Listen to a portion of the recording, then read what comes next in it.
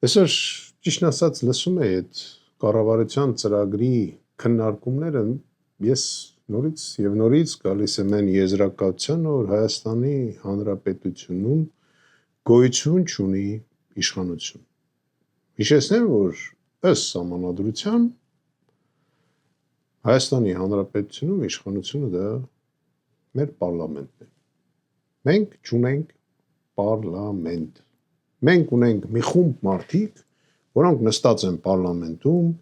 հարցեր են տալի, որոնցից արդեն հոգնել ենք եւ ճիշտ ասած, այդ հարցերից արդեն զզվել ենք։ Բոլորս գիտենք, ինչ հարց է տալու ցանկացած այնտեղ նստած, այսպես դեպուտատ կոչվածը, եւ գիտենք, ինչ այդ հարցերին ոնց է պատասխանելու դավաճան իշխանությունը։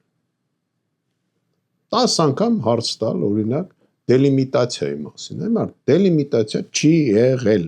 Եղել է Ադրբեջանի Հանրապետությանը հանձնում հողերի լեգիտիմացում, որի անունը դրել են դելիմիտացիա։ Դա թուրք-ադրբեջանական տանդեմի, այսպես նկարած սխեմաներն են, որով մենք շարունակում ենք շարժվել։ Մինչև այսօր Հայաստանի Հանրապետությունը ինքնուրույն ոչ մի որոշում չի կայացրել։ Մինչև այսօր Հայաստանի Հանրապետությունը ոչ մի հարցում ընդգրկված չի, եթե ինչ որ տեղել, ասենք, առնչվում է, ապա միայն մեզ օգտագործելու տարբերակով, օրինակ տրիպի ճանապարհ։ Ոչ մի ձևի Հայաստանի Հանրապետությունը փաստացիորեն, ես ձեզ ուզում եմ ասեմ, ի օրոք այսօրվա այդ դավաճան իշխանության ոչ մի ձևով որպես պետություն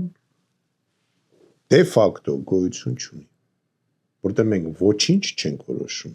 ոչ տարածաշրջանում, ոչ էլ մեր ներսում։ Եթե ինչ որ որոշում էր լինում, շատ մի հատ քննիչի ցուցում տան կամ մի հատ դատավորի ցուցում տան, գնա մեկին նստեցնի։ Էդ էլ մեր մեջից։ Ինչ վերաբերում է ընտրություն, չգիտեմ, պարլամենտ, Ժորժ ջան, մերը չի։ Պարզ ասեմ, մերը չի, չաշխատող համակարգ է եւ քանի գնա արդեն մենք պետականությունը ես գտնում եմ դե ֆակտո կորցրել ենք։ Մնում է ինչ որ փաստացի, ինձ թվում է դա ժամանակի հարց է։ Ինչքան գիտեք, իրավաբանական հարցերը միշտ ավելի երկար են ձևակերպվում։ Մենք այդ բանում ենք։ Ու մի բան էլ ասեմ,